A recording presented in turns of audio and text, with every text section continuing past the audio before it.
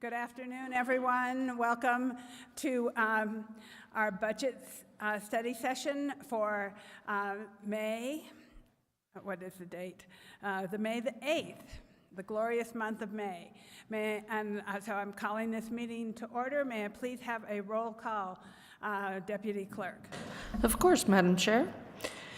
Commissioner Camila Bustamante. Present. Commissioner Justin Green. I'm here. Commissioner Hank Hughes. Present. Commissioner Anna Hamilton. Here. And Chair Anna Hansen. Present. Next is approval of the agenda. Are there any changes to the agenda, Manager Miller? We're starting off where we starting off this week where we left off last week. No, Madam Chair, there are no changes to the agenda. It's because of this too many years working with our former county manager on the budget that it's ingrained into my head. So I apologize. Could I have approval of the agenda? Move to approve the agenda. Second. I have a motion by Commissioner Hamilton, the second by Commissioner Bustamante. All those in favor, please say aye. Aye. Opposed? The ayes have it. We will go on to item number 2, presentation and discussion of FY 2024 budget development. Thank you, Madam Chair and Commissioners. We're going to begin with the Community Services Department. And sitting next to me is the Director of the Community Services Department, Rachel O'Connor. As we have done with previous budget presentations, I'm going to begin by going over the summary information and highlighting those recommendations coming from the County Manager's Office, and then we'll stand, as will Rachel, for any questions that you might have. So starting out with the fiscal year 2023 recurring operating budget, we did look at reductions as they came in from the Community Services Department.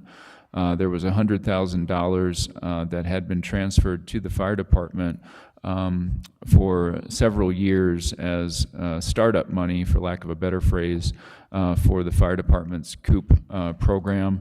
The fire department is aware that those monies will not be transferred this year and is prepared to continue forward with that program, notwithstanding the fact that those funds won't be transferred. In addition, as the board knows, part of this budget proposes that certain functions that currently reside with the Community Services Department will be transferred to the Public Works Department. Those are community centers, the rodeo grounds, parks, and the county fair functions. There were some miscellaneous minor increases that were also included in the budget as it was presented by the CSD, Community Services Department. We show the increase that came to the budget year over year due to the implementation of the classification and compensation study, as well as negotiated increases through the collective bargaining agreement with AFSCME 1782. In terms of significant initiatives and increases that the department proposed, they are listed under recurring expenditures. The two that I would highlight were those that had proposed reductions that were developed by the County Manager's Office with the Community Services Department as we looked at ways that we could preserve recurring funding in order to continue to invest in our workforce. That was $100,000 that had been requested for unidentified healthy community services. And in addition, it was a reduction of $100,000 for youth program expansion. As I indicated, that's consistent with the general effort to try and preserve recurring dollars to invest in our existing resources and programs. But in addition, specifically as it relates to the youth program, and Ms. O'Connor or Director O'Connor can speak to this, that still provides an increase of almost $400,000 to our youth programs, which is a significant year-over-year increase. And I think Rachel can discuss, why, at least in this budget cycle, that would be a significant and adequate step forward. In terms of looking at additional efforts, again, to preserve recurring resources, CSD did volunteer to eliminate an administrative assistant position to help fund further investments in our workforce. Looking at significant non-recurring efforts, the two that are highlighted is an employment project for inmates graduating from the Matrix program. The idea here, as it relates to CSD's budget, is to provide intensive case management services for those graduating from the Matrix program who are going forward in the hopes of actually being employed by Santa Fe County. And this was an effort to try and address multiple needs with one solution, in particular an effort to try and provide or identify a new pool of potential applicants for chronically hard to fill positions at the county. In addition, we on occasion receive requests to analyze for additional senior centers. And we're recommending $70,000 be set aside on a non-recurring basis to help us study and systematically look at what our anticipated levels of service are as it relates to senior services, and then help identify where future senior centers may be constructed. So again, it's a way to holistically look at those requests as they might come forward.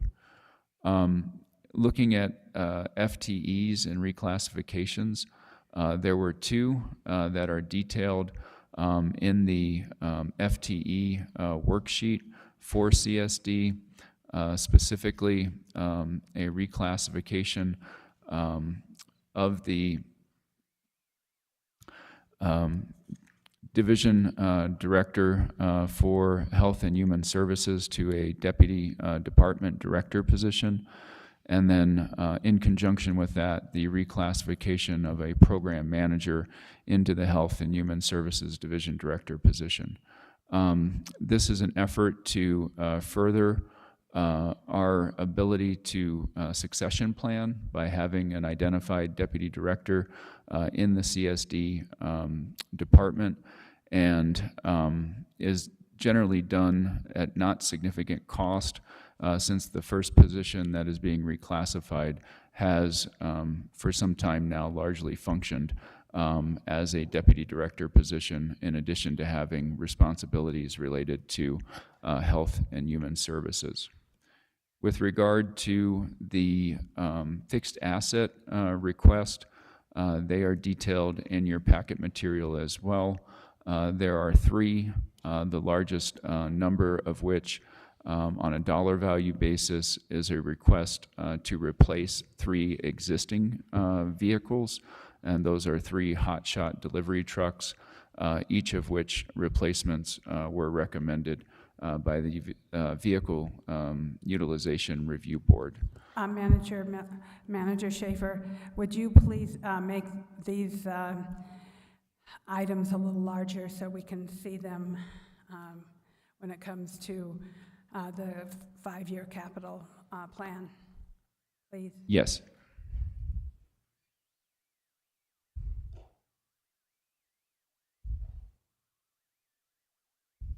Thank you. And with that, I'd be pleased to answer any questions. And before that, I would ask Director O'Connor to identify any things that she would like to emphasize that I did not in my overview. Welcome, Rachel. It is very nice to see you. Thank you for being here.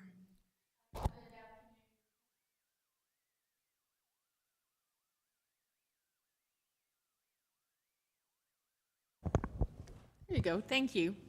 I think that the county manager sufficiently gave an overview of what the Community Services Department budget looks like. There are really two areas that are highlighted in terms of significant growth. The first is the, as Manager Schaefer has said, the Youth Services Division. Several years ago, the county moved forward with the creation of that division.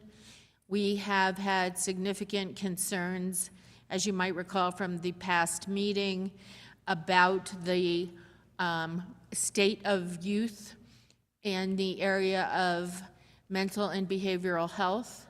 We did request an additional $500,000. We pared that down to $400,000. We spoke this morning with the new cabinet secretary for CYFD about potentially partnering, should that money come through, on some services that will be specific to high-risk youth in our community. The second area, also mentioned by the county manager, is behavioral health. We did request an increase, not of the general fund, but of some of the accumulated revenues that existed for behavioral health. As many of you will recall, when we opened La Sala, we had a time period from when the tax was put into place to when the revenues were expended for direct services at La Sala. We asked to slowly begin to budget some of that money moving forward. And so those are the two largest areas of growth for the department, and I'd be happy to answer any questions you might have.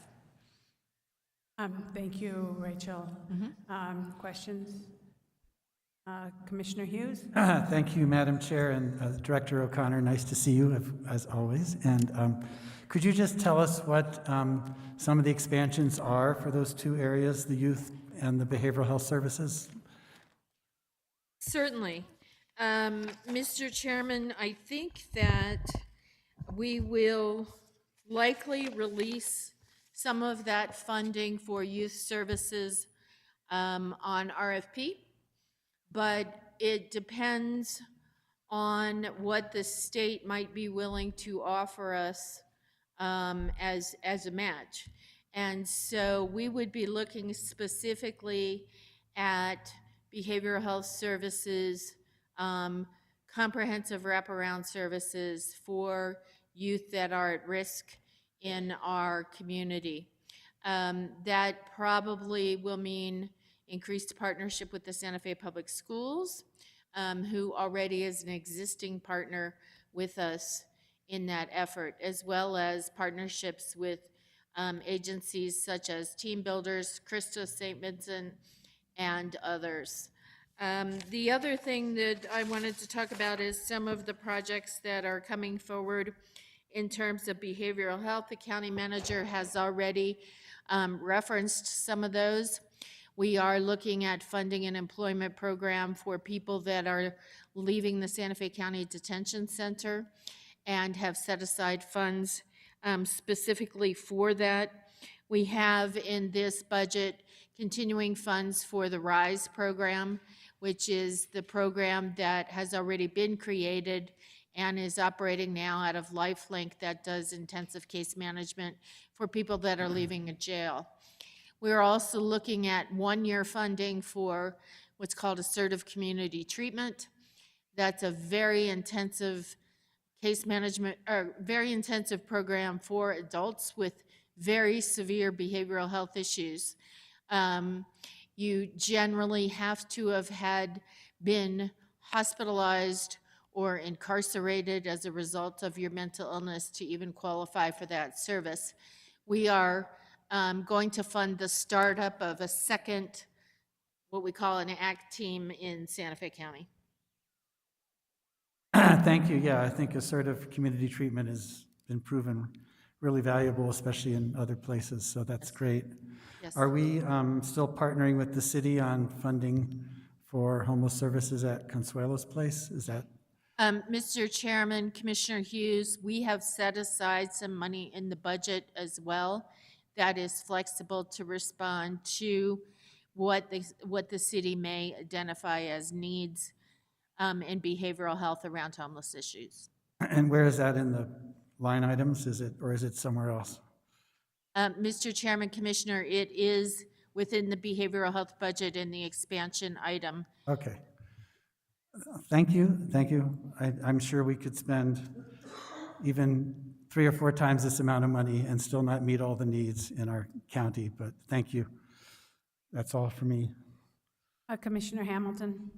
I just have a very brief question, and it's actually back to the beginning on the COOP program. It makes sense that the funds are pulled here. Does the corresponding need for budget appear in the fire department? Did we see that in the fire department budget?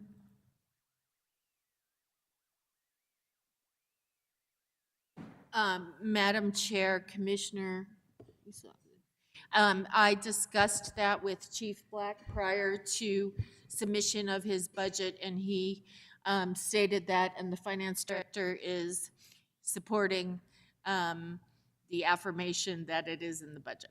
Cool. Thank you. Didn't know to look for it before, and now, so thank you. Thank you, Madam. Sure. Thank you, Commissioner Hamilton. Commissioner Green? Thank you, Madam Chair. Thank you for the presentation. I was certainly not an expert in senior services and youth services when I took this position, and you've brought me up to speed enough to be dangerous at this point, and I really appreciate that.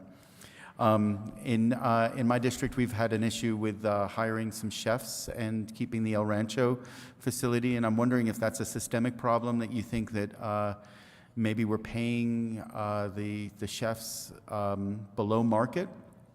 Partially, I see positions such that the majority of the workforce has opportunities in the private sector, and I'm wondering if that is an area that we need to focus on to compete with the private sector. I see that in like public works when you have CDL drivers and these guys that can work in the construction industry, or chefs that can work in restaurants and hotels and so on. Is that an area that, because they become a sort of commoditized workforce, that they can somehow be, if we could compete a little better to keep, attract and retain? Thank you. I'll take a shot at answering that, Madam Chair, Commissioner Green. So I think from an overall strategic point of view, we're endeavoring generally to address that in 2 ways. First, if the board were to implement an across-the-board cost of living adjustment of 6%, that would cause all of our salaries, steps, pay ranges to increase by 6%.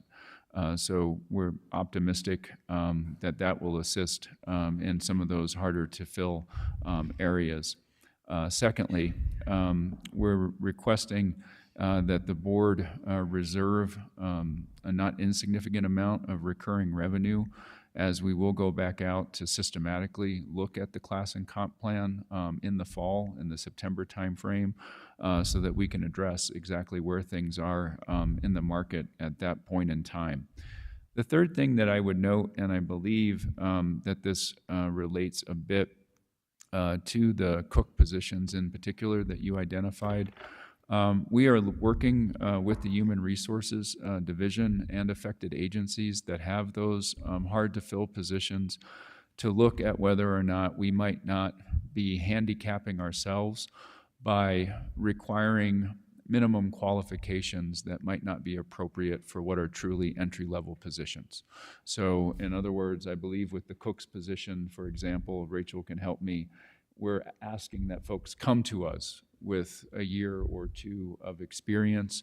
And so the idea would be we're excluding from consideration individuals who may be great employees who want to pursue work both in the culinary arts but also in working with seniors because they don't have any experience for what is important work, but is not master chef work, for lack of a better phrase. We're also having those conversations with the Public Works Department as it relates to some of their equipment operator positions.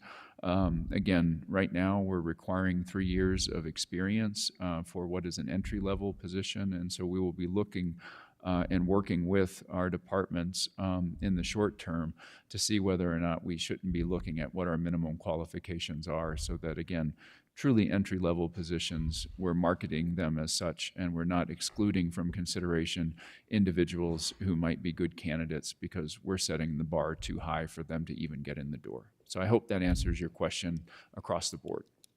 Thank you. I think it does. I think I know from speaking with some folks in the restaurant industry that they're giving raises in the 10 to 20%. So COLA at 6% is great, but there may need to be a structural adjustment to get people in the door and to become a part of that our system here. Second question is, I want to say thank you very much for reaching out and helping the Espanola City, a partner of Santa Fe County, as it may be, in their purchase, and they're trying to stabilize the Vista del Rio apartments. And there's definitely some strengths that Santa Fe County has in the Connect program, and I'm wondering if how that translates into the budget to extend some of these services into Espanola, where their municipality doesn't have this strength, and it would take them a long time and a lot of money for them to get up to speed with this, and wondering how we can extend our services to them as much as possible. Mr. Chairman, Commissioner Green, it's my understanding, well, two things, that as it relates to Espanola and some of the services that the county has been instrumental in starting in that area. One is that we have an existing contract that remains in the budget for Connect under the Health Services Division that supports pathways in Espanola. And the second is that we have built in a small amount of money for growth of the Connect program. It's something that's included in our strategic plan, that has been a priority, that has been really a shining star for the county, if you will. And that money has remained throughout the budget process and was also prioritized by the county manager. Thank you. Just to give you a shout out, I don't know if you heard this from Espanola City Council, but we were very specifically recognized, Santa Fe County and Senior Services and myself in general, we received a very nice shout out at City Council about 2 weeks ago for paying attention to them in a way that we hadn't for years, they said, and decades, they said, and they were very appreciative. And I think we have a long way to go, but we've done some very good first steps up there, and it was very nice to be recognized, and I think you should take a bow as well. So thank you very much. Madam Chair, Commissioner, thank you. Thank you, Director O'Connor. Are there any other questions? I am completely supportive of what you are doing with the Matrix program, and a way to help people who have been incarcerated is, I think, one of the most important things that we can do for people in that situation to help them start a new life. And then I also completely support the Deputy Director change and designation. I think that succession planning is something that we have worked on in the strategic plan that we have, and something that we're all very concerned about. So good move. And, thank you. And I agree, you know, we have, at SWAMA, have also helped Espanola with their trash issues, and we recognize that we have a community up north that is struggling and trying to get themselves back on track, but have a much lower access to revenue than we do. So anything that we can do to help that part of Espanola that is certainly in Santa Fe County is to our own benefit, because it improves the lives of our constituents. So with that, we'll go on to the next item, and thank you once again, Director O'Connor, for your diligence and dedication to Thank you. Santa Fe County.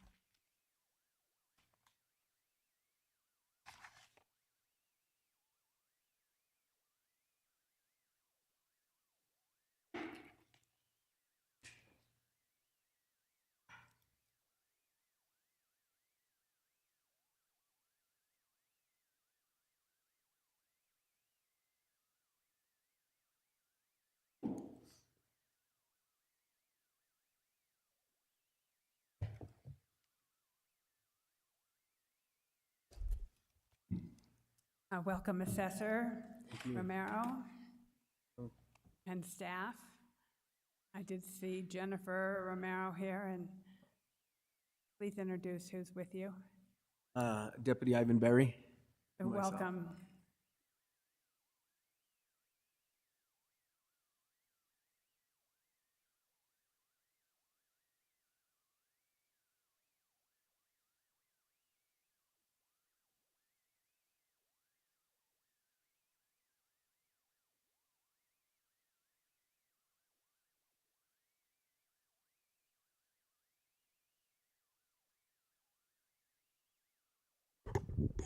Thank you, Madam Chair and Commissioners. So looking at the assessor's budget request for fiscal year 2024, the county assessor made a concerted effort on the operating budget side to come in with a relatively flat budget request. He did that on his own volition.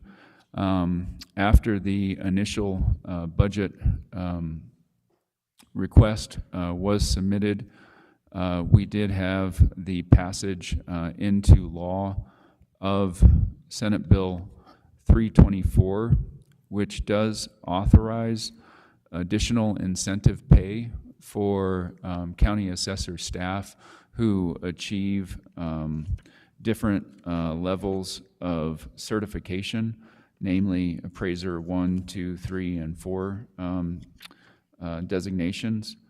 And that law authorizes the Board of County Commissioners to provide additional cumulative increments, which are broken out on an annual basis for county assessor staff who meet those certifications. So that was included in the budget summary document. This is our estimate, and we'll refine that as we move forward to finalize the budget to see if there's any additional positions or individuals that we should pick up. So that might be plus or minus a few $1,000s. But as it sits today, that's the estimate for how much the additional incentive pay would cost the county should the Board of County Commissioners ultimately approve that. There were no other FTE requests from a reclassification or new FTE perspective. And in terms of the fixed asset request, there were several requests, most of which would be funded from the county valuation fund. But they include a continuation of a project, which is the PDS workflow proposal. So this is phase 2 of a 2-phase project, as I understand it. And in addition, there is a request for what's labeled here as a parcel fabric mesh. This is something that's being undertaken, as I understand it, with the county's GIS department, and the GIS division, has money in their budget to actually procure, I believe it is the data model that would support the efforts that both GIS and the assessor's office wants to pursue. And in essence, it's an effort to work, as I understand it, smarter, so to speak. So the idea is if you adjust one boundary in one data set, say for county subdivision, it will automatically endeavor to adjust all the associated boundaries and all of the other data sets, whether it's a lot line adjustment, what have you. Having said that, while the request is supported, given the amount that was requested for the implementation of the additional incentive pay, the recommendation is actually to reduce the amount budgeted in fiscal year '24 for the parcel fabric mesh by $50,000. And again, that's a continuing effort to ensure that we're trying to preserve as much recurring resources as possible to invest in existing staff and existing programs. The remainder of the request, I won't spend too much time discussing. I will highlight that the Eagle View or pictometry project is a periodic project that has historically been split between the County Valuation Fund and the General Fund. And this is one of the primary ways in which the assessor's office is able to maintain current and correct values utilizing technology and specifically oblique imagery. I hope I got that right. So I'll turn it over to the county assessor and the deputy county assessor if there are any things that I butchered or did not highlight adequately. Thank you. No, hello, Madam Chair, Commissioners. When I think about what's changing for us, it would be something, we're trying to team with the county in some of their endeavors. If it's servers that we need, I feel like in years past, we've been on our own server, tangible server, where we're joining the initiative that IT is going forward with their servers. And the same thing with GIS and their parcel fabric mesh project. We're trying to team up with them on, as the manager was speaking earlier, talking about the first step. Earl is going ahead and going to take care of out of their group, and the money that we're requesting is more for training and to get ready for the next stage. And this is probably going to be something more of a 4 to 5 year project that we're looking at. As far as pictometry, I really would like to speak about that a little bit. It's not just something that benefits our office, but I think everyone's been able to look at that. Not a project, but it's software, and everyone in the county has been able to utilize that. And if you haven't, you need to take a look at it. I mean, land use, that's something they can utilize. If there's something called percent change, they'll send us a percent change list from year to year or every 2 years, and they'll let us know what's changed. And that's something that land use could utilize to see what's changing in the county and allow them to see what's changing from their desktop.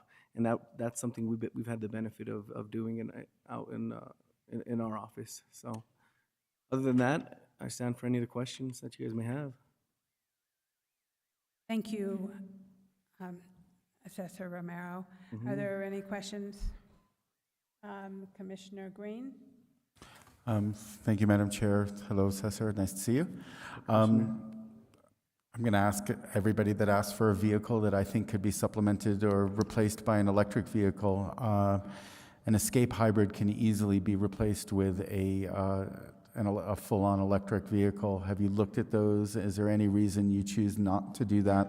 It's a front-wheel drive vehicle. It is $36,000. I think the fuel savings alone would make up for whatever increment something else, whether it's a Chevy Bolt or something like that, would cost. In fact, probably the same amount of money, and you would make up in fuel savings.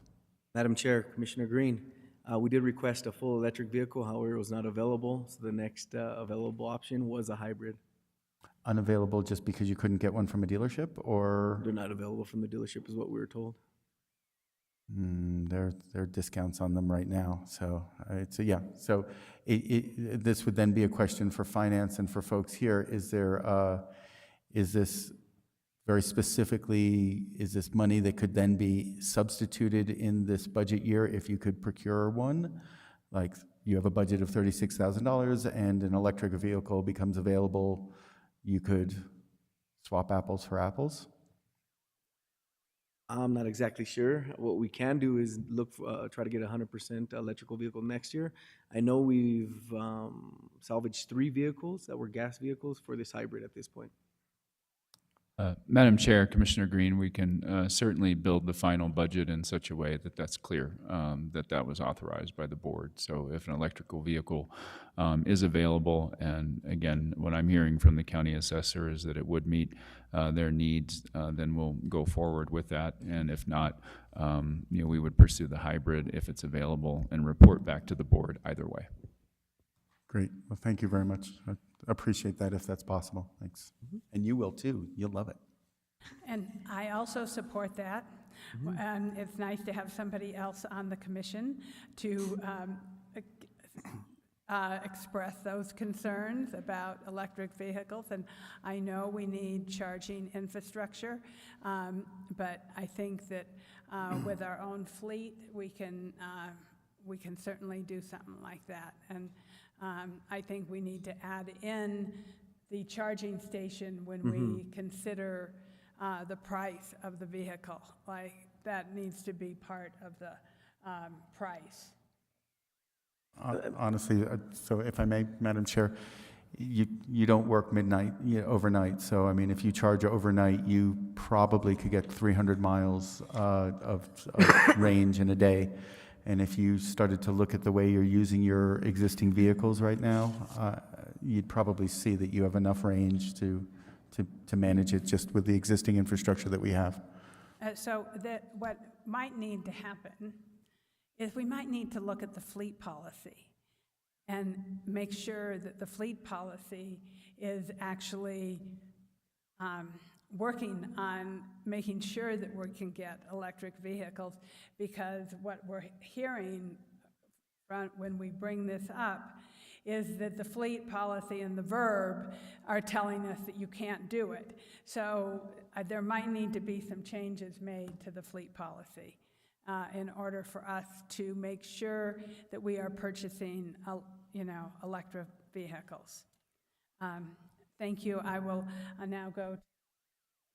Thank you, Madam Chair. I just want to add that I also support electric vehicles, as everybody knows, and all of us do. And it's great to be talking about how we can make the transition forward. I don't have any specific questions. I just wanted to state that I'm very happy to see the salary increases reflected in Senate Bill 324 included in the budget.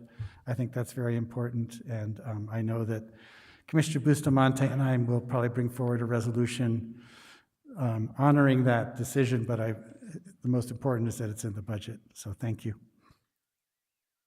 Madam Chair, Commissioners, I just wanted to talk a little bit more about the charging stations. I think one thing we consider is having charging stations in different parts of the county. So if we are in Edgewood, we do have a charging station if we need to be. The other thing is, I know we have charging stations near our office. However, it seems like the public are utilizing those charging stations more than anyone else. So I'm not even sure if one would be available if we wanted to utilize it. So I know that I rarely charge midday. I know every once in a while I've been trying out the chargers behind the building here just to see if they work. But charging is mostly done overnight. And so, yeah, and so I think that if you parked the car next to the chargers and then took them out and the thing, you'd do great. You'd get your 300 miles. Madam Chair, Commissioners, I'm just stating that when we come back from the field, there are people utilizing the charging stations that aren't county vehicles.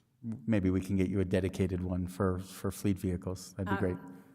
One of the things that when we built the new building, I requested, and I'm sure that Commissioner Hamilton will remember, is that I asked that there be a conduit put along the row where we have the charging stations, so that in the future we could put more charging stations in. Whether that happened or not, I don't know, but that was a request made by the commission to make sure that more charging stations could be put in. You know, the future is upon us. We are here. It is not yesterday, and it's not 10 years from now, it's now. You know, we are definitely in a climate crisis, and there is definitely issues that we as a county have committed to, and one of them is the 2015 Paris Accord, and to make sure that we reduce our dependency on fossil fuel. So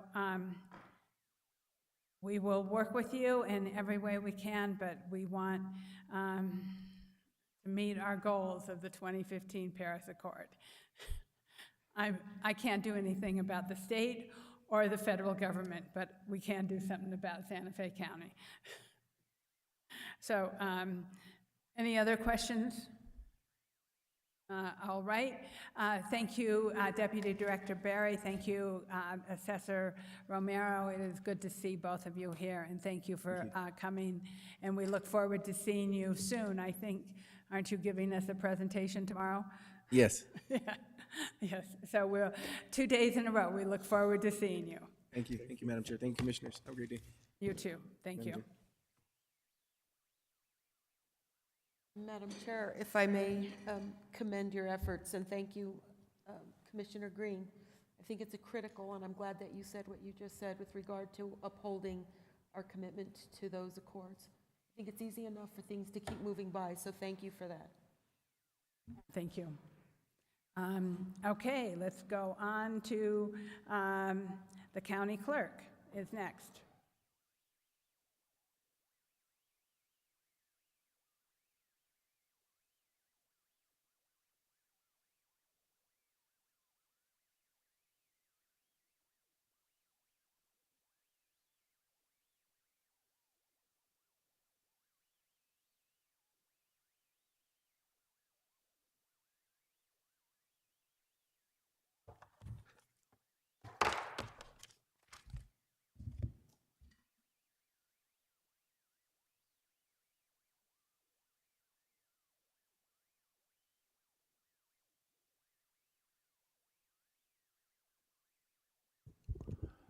Thank you, Madam Clerk and Commissioners. Again, I'm going to just give a high-level overview of what we summarized and then the recommendations coming from the County Manager's office relative to the recurring operating budget as well as fixed assets. In terms of the summary page, we start with the fiscal year 2023 recurring operating budget. We endeavored to capture any significant reductions as well as minor increases year over year. We also endeavored to capture what the cost is from one budget to the next in terms of implementing the class and compensation and collective bargaining agreement increases into the clerk's budget. That's the $377,000 figure. We then endeavored to look at significant recurring requests that were included in the budget. One of the more significant requests was a request to increase voter outreach and election advertisements budget by approximately $185,000. As you'll see in the notation, the county manager's office, recommends that, that money be set aside to support the county clerk's office reorganization, and that it be augmented with almost an additional $165,000 for a total of $350,000 in recurring revenue to support the potential reorganization of the clerk's office. As indicated, there are several different proposed reclassifications and new FTE requests that are still under evaluation. That effort came together not exactly in terms of the timing we would have hoped for this budget cycle, but this is an effort to try and move forward productively by setting aside recurring revenue to implement at least a phase of the proposed reorganization as we move forward. In terms of the fixed asset request, I believe that we endeavored, with one exception, to meet all of the county clerk's request, but perhaps not in the exact way that they were proposed. And the one exception from a recommendation perspective relates to the request to increase, I believe, from 8 to 12 the number of secure container drop boxes, but I'll circle back to that. With regard to the other request, I'm just going to speak to those that differ in terms of what was proposed and how we seek to meet the clerk's office needs. First, there was a request for calendar and text appointment scheduling, and we are suggesting that that be moved to the IT department so that it can explore a county-wide solution that would also potentially be available to other elected offices and departments who may need that. The verb, looking at the request for an F-150 all-electric vehicle, did not recommend that due to potential concerns relative to range and charging infrastructure. The county manager's office recommends that we do go forward with that purchase as an all-electric vehicle, at least as a test case, as we begin to look at what can meet our needs as a county from an all-electric truck perspective. And again, assuming that charging infrastructure is going to be installed at the clerk's warehouse to support that vehicle. With regard to the request for 2 vans, my understanding is that the VERB committee, which includes a representative from the clerk's office, voted unanimously to recommend 1 at this time, and that is what the county manager's office is recommending as well. In terms of a request for generators to support polling sites, the recommendation from the county manager's office is to authorize that purchase. What we're suggesting, however, is that we assess countywide what generators might be available to support the clerk in that function. I know, for example, there are some portable generators that our fire department has. We also have a few in the Public Works Department. And so the recommendation is we simply assess what we already have, and then we look at what the clerk's needs are in terms of her continuity of operations plan, and if additional generators are necessary to support that they be purchased. Again, it's a recommendation simply to assess what we have already. In terms of backup generators at 100 Catron and the warehouse, we support the need. We just think that it should be part of the Public Works Department budget and that they should use capital project funds to meet that need. With regard to a request for a portable training classroom, due to the remodel of the Public Works Department bays, they will have 1 portable building that would be available for the clerk's office use if necessary. But we also believe that there's other classroom space that may suit the needs of the clerk's office at the Airport Road facility or otherwise. But again, my understanding is that the Public Works Department can make available a portable building if one is necessary. With regard to the request for permanent signs for polling sites, we believe that that need can be addressed through the Public Works Department sign shop.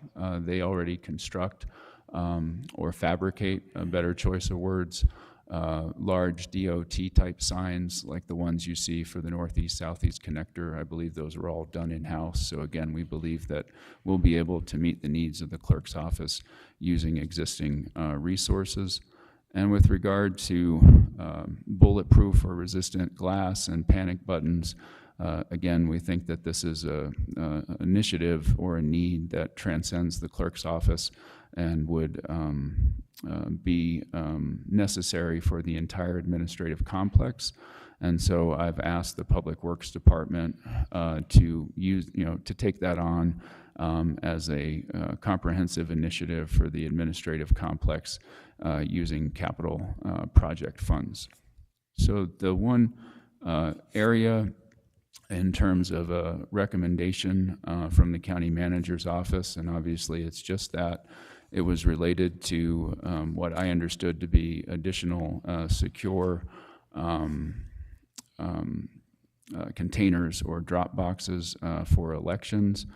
They're not inexpensive to install, and from the county manager's office, from the data that we've been privy to, they've not been heavily utilized, and the county, through the clerk's office, already exceeds, as I understand it, the regulatory requirements for secure containers, which is recommended by the Secretary of State's office as 1 per 25,000 registered voters, if I got it right. And I believe we currently have 8 against a registered voter roll of approximately 104 or 108,000. So again, that was our honest recommendation relative to that, and that is my summary of the request as well as the county manager's office recommendations. And I would respectfully turn it over to the county clerk. Welcome. Thank you, Commissioner Hanson. Thank you, Manager Schaefer.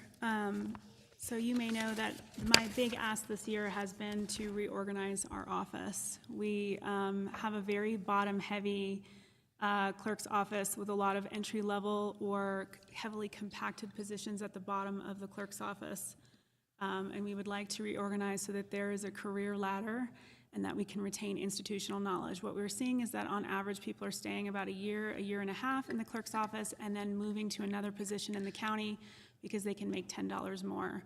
To give you an example, someone we recently wanted to hire, we were told we could hire them for $17.49, and in land use, they were offered a $26 an hour pay. Elections is no longer just sorting paper. It's IT, it's ADA compliance, it's security.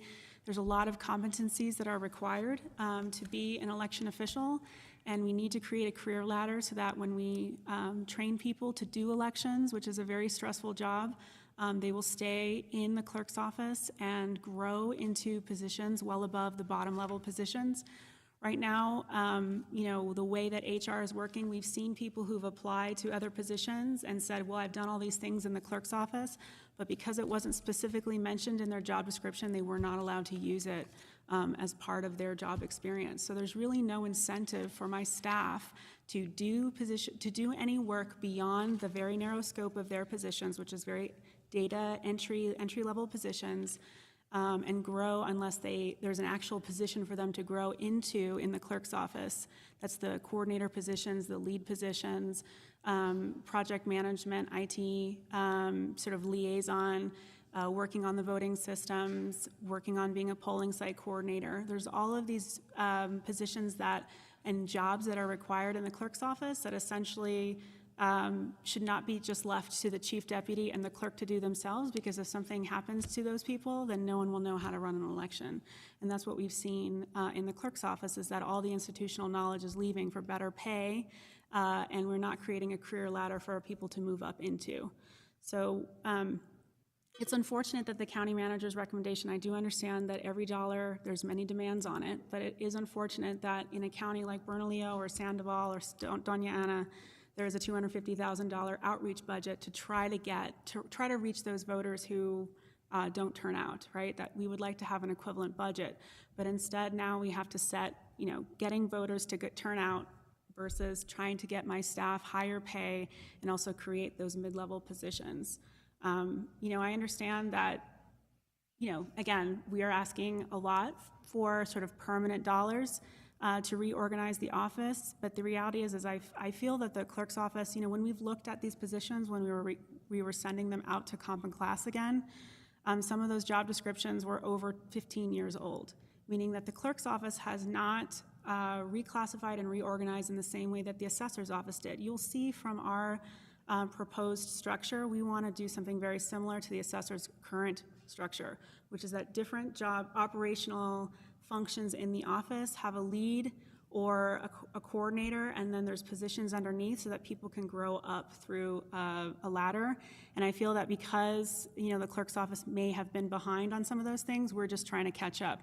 We're just trying to catch up with new laws, we're just trying to catch up with new technology, and we're trying to catch up and making sure that we are staying ahead or in line with the legal requirements, and also making sure that we have a modern election process in our office. What else do I want to say? So I know there's been a lot of discussion about the warehouse space, and we really do need 15,000 square feet of warehouse space in order so that our sorting machine and all of our various functions will have space. And I hear there's sort of that you will be here, you will be there, we will not have the Galisteo space, but right now we don't actually fit in the juvenile facility. I think the plan I saw only had maybe 90 of our tabulators out of 140. So we're very concerned about sort of not being communicated with on what exactly is going on, and having a clear plan that we will have ready by 2024. That's our worry, is that we have an election and we need to be ready by 2024 in order to conduct it. And finally, I heard from the manager's office that we had sent out some of our comp and class physicians again to the comp and class, and we specifically copied and pasted descriptions from other jobs within the county, because they were higher paid that had similar job functions. We directly and copied and pasted into our new job descriptions and sent them out for comp and class, and we were told some of the jobs came back as the same. And that really concerns me, because that objectively shows that we may not be seeing internal equity where similar jobs within the county are being treated the same, but we're just overweighting how other counties are putting clerk's office in the order of lowest to highest paid. And I can tell you that other clerk's offices in the state are pretty low paid, and they do have a lot of vacancies as well. So I'm very concerned about what's going to happen to the future of elections if we don't treat the clerk's office as if those jobs are as difficult as they are. I mean, we see a risk assessment in that if everyone lives outside of the county, because it's so expensive to live in Santa Fe County and they have to drive over an hour to get here, if there were a serious snowstorm, if Highway 84 were to shut down, we would not conduct an election that day because no one could get here. So part of the risk assessment, part of making sure elections are secure, is paying enough that people can live close by, or at least a certain proportion can live close by, so that the election can continue. And I'm very worried about what we're seeing is the internal equity within the county. Similar job descriptions have very dispersed, or very separate, I can't think of the word right now, but where we're seeing maybe even $10 an hour differential between what they're making in the clerk's office to a very similar job in another part of the county. So we really would like to examine why it is that in the comp and class, even though we copied and pasted exactly word for word from other job descriptions, why we're seeing the same position come back with the same pay range.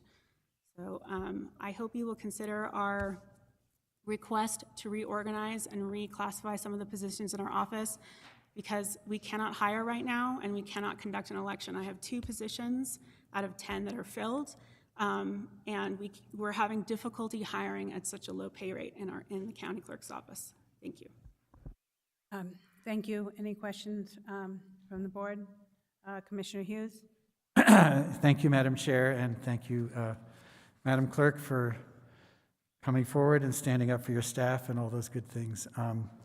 I guess my question is, looking at this spreadsheet that we have, as I read it, the county manager's recommendation is in support of your reorganization. They're just not recommending the outreach. Is that correct? So they're recommending that I take the outreach budget and move that over to support the reorganization, is my understanding of it.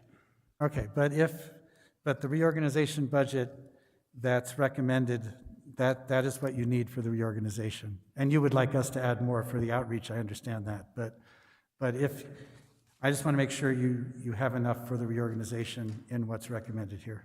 Our estimate of the reorganization was something like 800,000. So 350 is less than half of what we think we will need, in its entirety to be able to reorganize and restructure the office, And including Commissioner, para, and benefits, things like that.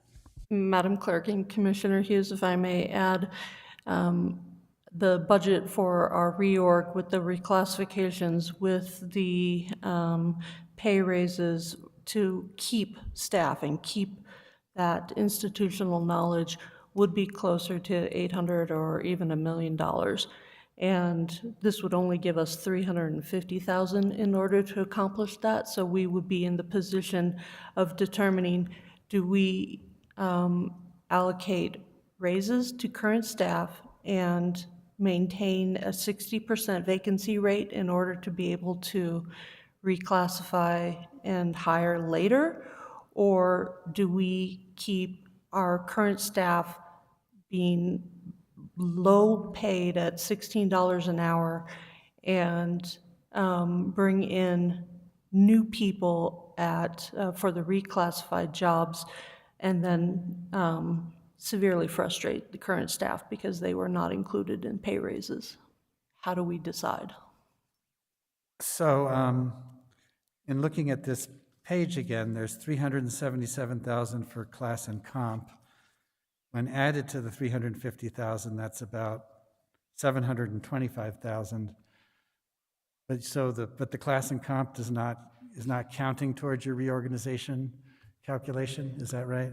Madam Chair, Commissioner, that shows how much was invested in the clerk's office just for the class and comp and the CBA that has already been passed by the board. So that's just showing the cost of paying for what was approved during the current fiscal year, both with regard to the class and comp for non-union employees and then the negotiated increases through the collective bargaining agreement. Okay, I understand. Thank you. And if I could, what I would add to that, as the Madam Clerk put it, there are competing priorities throughout the county, and so I wouldn't view the 350,000 in isolation.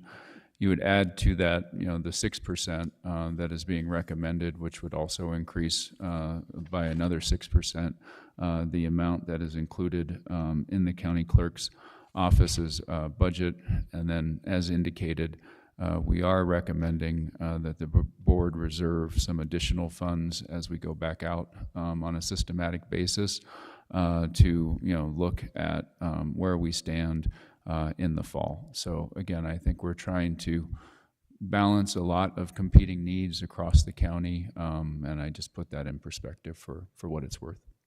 Thank you, and I do understand that, and I guess, I think of course we all want to support elections and we want to support the clerk, and I want all my constituents who are sitting back there to be happy with us, although we can't always have everything.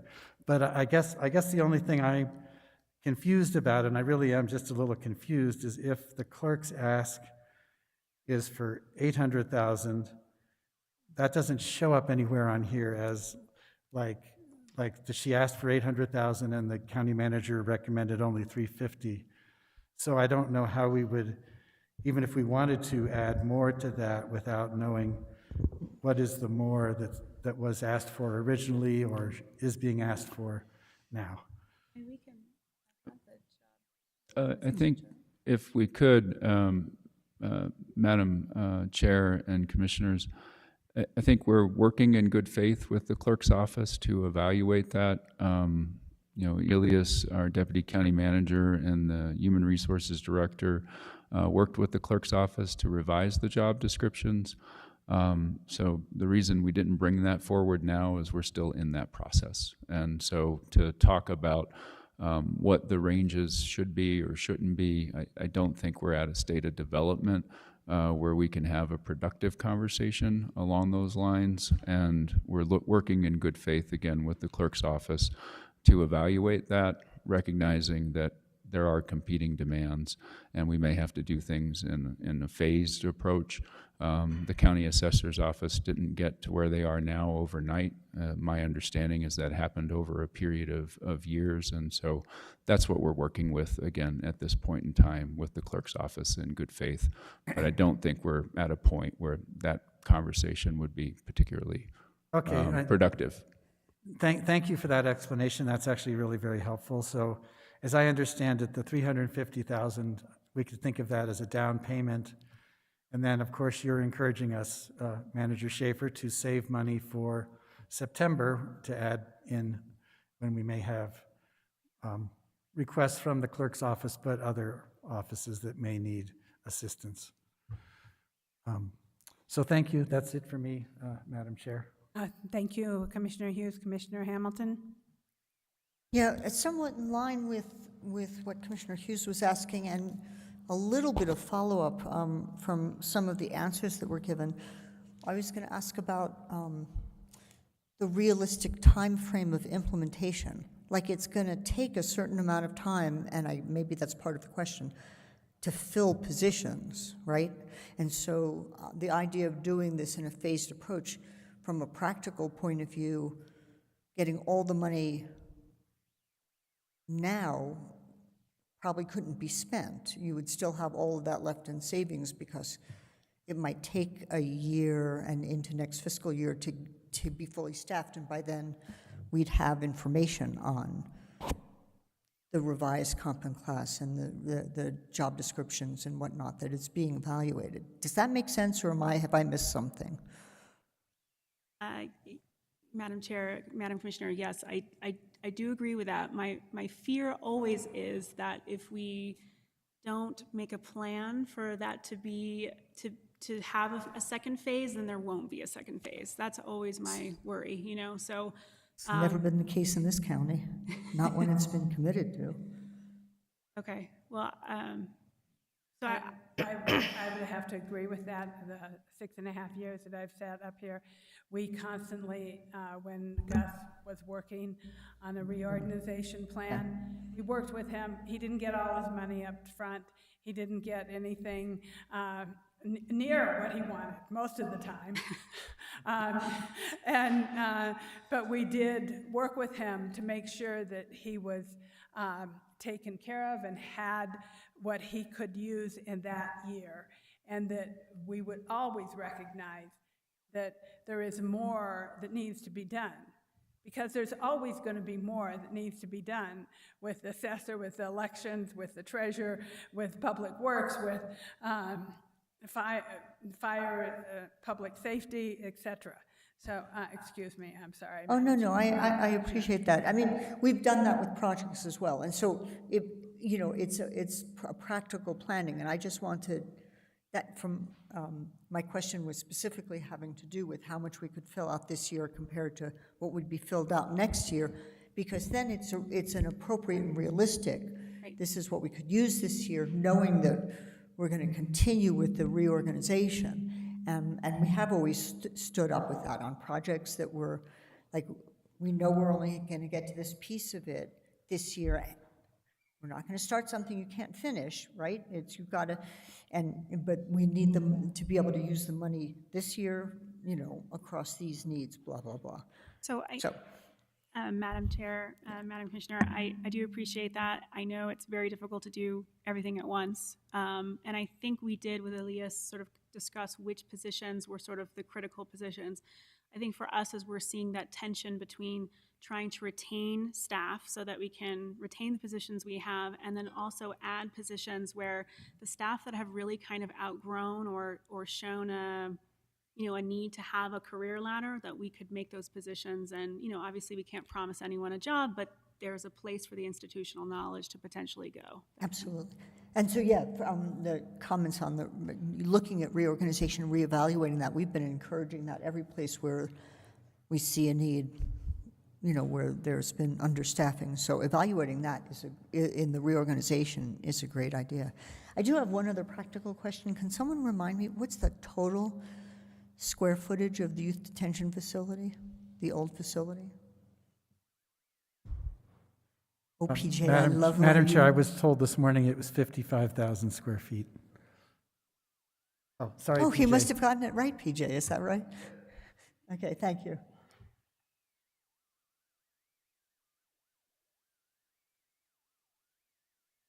Commissioner Green, are you done? Okay. Yes, thank you, Madam Chair. Thank you, Madam Chair. Thank you, Madam Clerk and Greg for showing us the way here.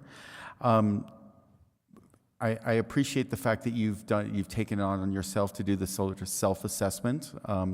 In other divisions, we're putting, $70,000 aside for us to do, consultant-based work to assess this. So there is definitely, you've done a lot of this yourself, and that's great, and I think you should be rewarded for that. And I think there's a little bit of reward in here, but not nearly what you need.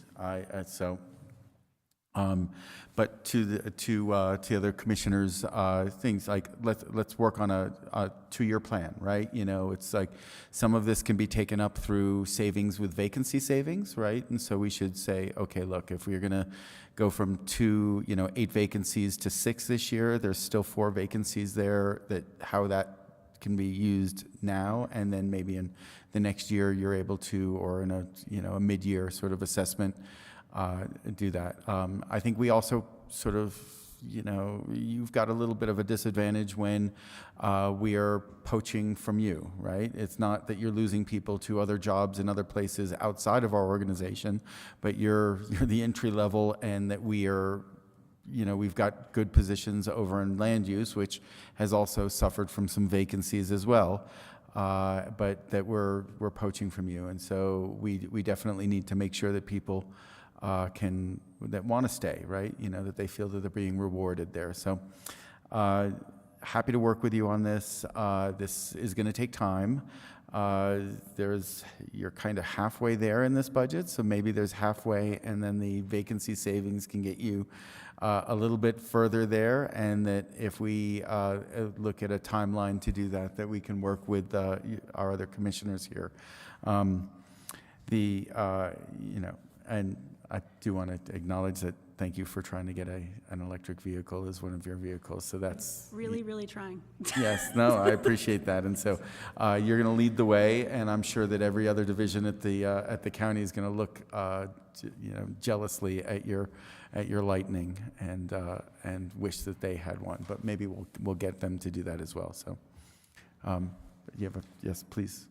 So I did also want to say that some of the back channel discussion has been about that I do seem to be able to get money. So one of the things that was sort of discussed with me was perhaps that if I get grant money of some kind, then I can fill some of these buckets, and then more money could be pushed over to the categories I need them in. I will say there is a capacity grant that's out that we could apply to for having more capacity for grant writing, I think is through the New Mexico Association of Counties.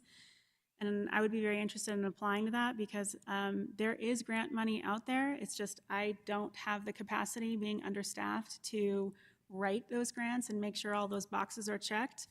But, I would very much like to see, because I know that I have a lot of things I want to do in a very short amount of time, and I like to have it done yesterday, and I have lots of things on my list. I will acknowledge that, and but I just want to see Santa Fe be the best, right? So, I think that I acknowledge that my role in this can also be that if I have help, I can apply to more things. I can try to get more money coming in. That it's not just the county's burden to cover. So that's something potentially we can discuss as well. So as Commissioner Green has mentioned many times, and myself, there is the North Central, Northern New Mexico ability to get grant writers through them. And I would think that that would fall right in line with many of the things that we are doing. So I'm sure that the manager's office can work with you on that because capacity building is important for everybody in this county. There is not one department that is short on wanting more capacity. I'm sure Brian in the back would agree with me 100%. He's smiling and shaking his head, even though he thinks I might not be able to see him. I want to make sure, Commissioner Green, you're done. Well, I'm happy to, on your behalf, discuss this with North Central. They do have this capacity. If you don't have the grant writing capacity, they're doing a great job over there. So I think all it takes is a simple request from one of us. So happy to help. Commissioner Hamilton?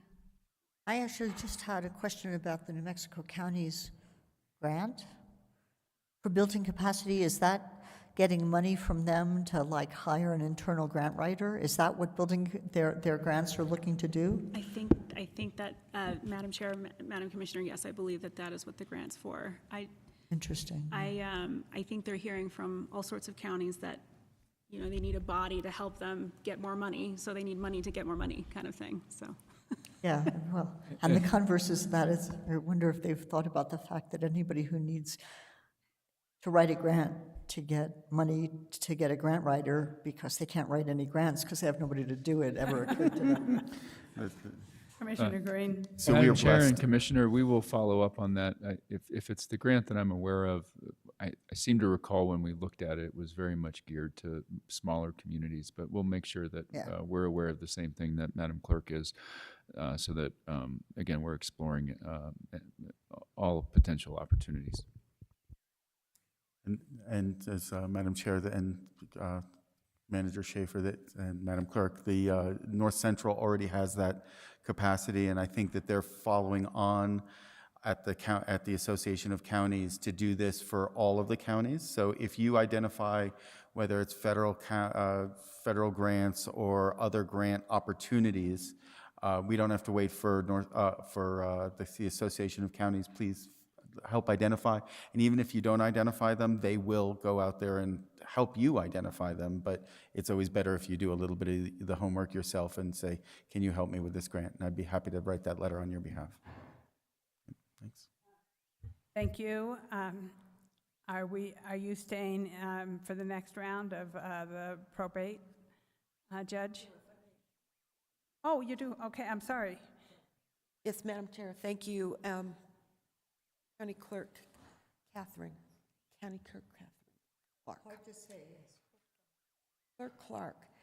When we look at the non-recurring, I just want to make sure that for those items that the county manager is not recommending, if there is something that we should know that wouldn't fulfill what your original need was. So there's these, at face value, have clear and understandable reasoning behind the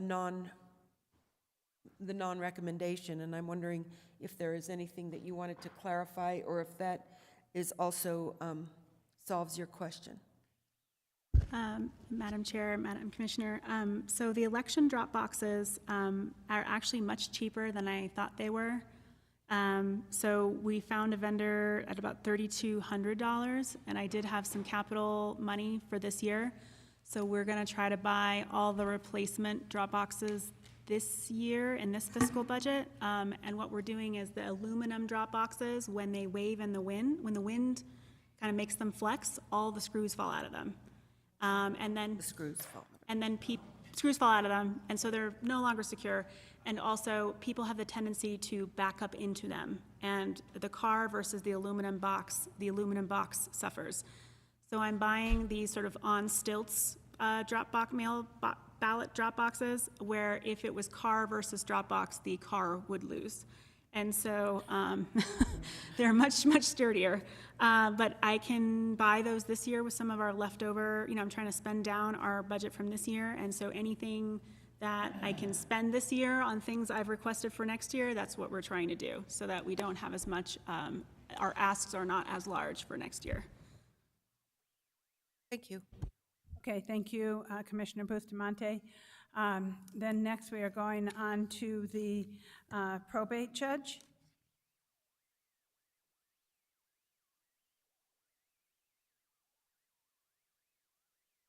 Do we have the probate judge here, or?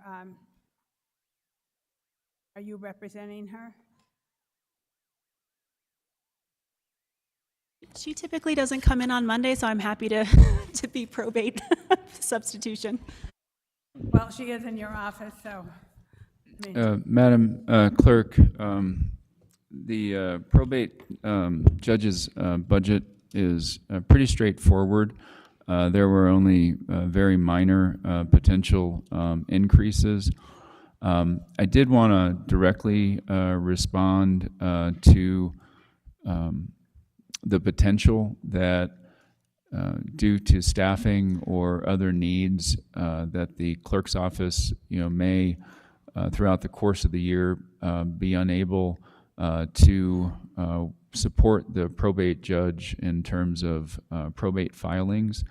And in looking at that, we believe that we can find other departments within the general fund, which is what funds the probate judge, that has budget for temporary services that can help support both the probate judge as well as the clerk's office should that eventuality come to pass.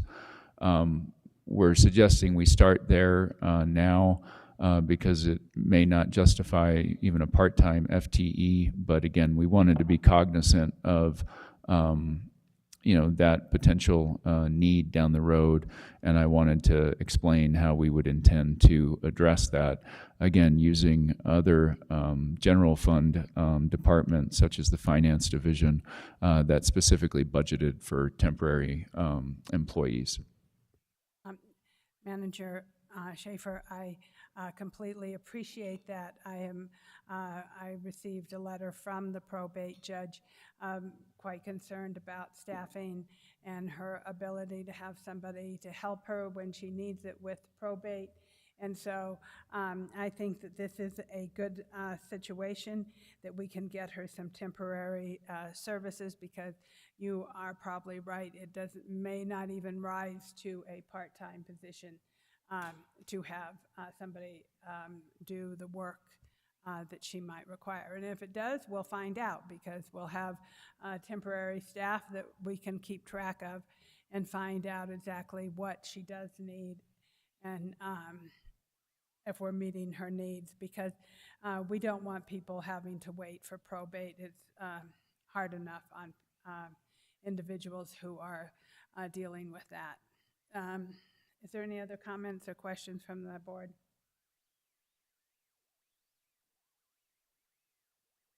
Okay. Seeing none, thank you, Catherine Clark, our county clerk. And I'll go back to Greg.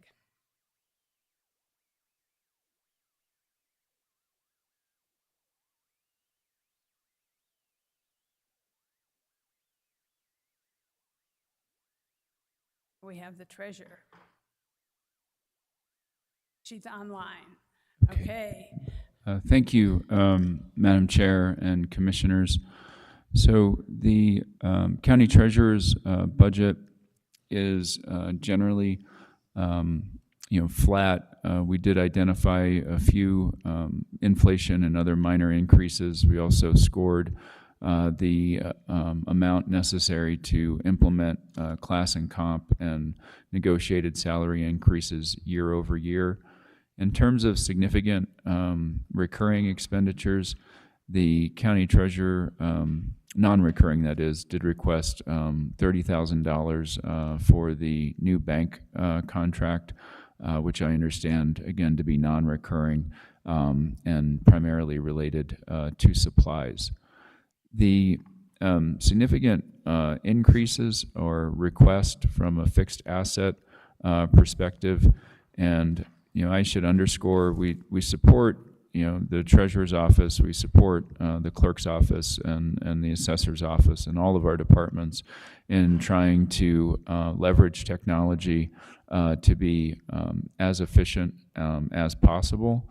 And there were two requests that were brought forward by the county treasurer's office that we're respectfully suggesting we revisit either at mid-year or as part of the future budget cycle. And that's specifically for cloud-based software for licensing and registrations. And again, it may not be exactly mid-year that we look at this again, but we do want to ensure that we have worked with the Treasurer's Office to evaluate all potential options in terms of software that we already own, such as GeoCivic being online permitting for the Growth Management Department. As I understand it, it has capability that may meet this need, it may not. But in addition, we also want to ensure that whatever options are being looked at are being evaluated from the perspective of compatibility with other systems that the county owns. And that's why we're suggesting that we hold off on funding this request at this point in time. In terms of the Central Square module for the county's treasurer function, as I understand it, that currently is in beta testing, and so the Treasurer's Office is in fact working with Central Square to evaluate that program. Before we commit to $674,000, we just are respectfully suggesting that we ensure that the testing shows that it is everything that we hope that it will be. But separate and apart from that, we are attempting to look at what our ERP needs are countywide, and we want to make sure that we are not making significant software purchase decisions in a vacuum. And so it may be that there's a different ERP with a treasury function that would work. But in any event, the macro level point is we want to make sure that we're working collaboratively with the Treasurer's Office, but also evaluating these requests in light of other software that the county already owns or other software that the county may want to purchase in the short to midterm. So again, we're really just suggesting that we evaluate those a little bit further down the road. I'd be happy to answer any questions, and I know, as you said, the county treasurer is online as well, and she can respond to anything that we're recommending as well as anything that I didn't highlight. Thank you. Welcome, Treasurer Manzanares. Are you there? I am here, Madam Chair. Thank you, Manager Schaefer, for sharing all that you did for the Treasurer's Office. I'm in agreement with everything that has been decided. I think we are in the early stages of converting the system, so if we can wait a little while, I think that's important, as well as the making sure that software is talking to each other so we don't spend unnecessarily. So thank you to Deputy Manager Cordova. Also, he's been great at communicating with our office. So I think for the Treasurer's Office, we're looking pretty good. Okay, thank you. Treasurer Manzanares, are any questions from the board?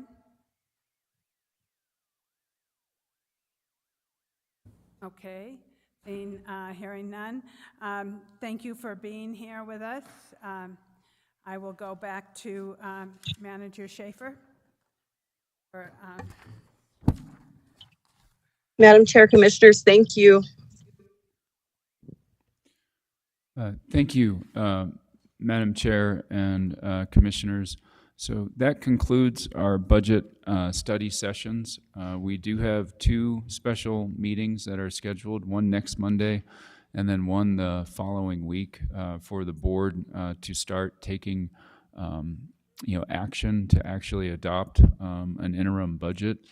What we will endeavor to do between now and next Monday is to look at what we recommended in light of the comments that were made by individual commissioners and feedback that was received, and then bring forward a recommendation as to what the interim budget might look like. As we discussed, we scheduled two special meetings. So the first one will be on Monday. And if we can't get it done at that point, then we'll have, intervening period of time. Forgive me, and maybe Yvonne knows, The second meeting, I want to say, is the following Wednesday, but I can confirm that fairly quickly. But again, we wanted to build in adequate time, both from the conclusion of these sessions for you to reflect on all the information you received and for us to reflect on the information you gave us before we came back and put anything in front of you for potential adoption.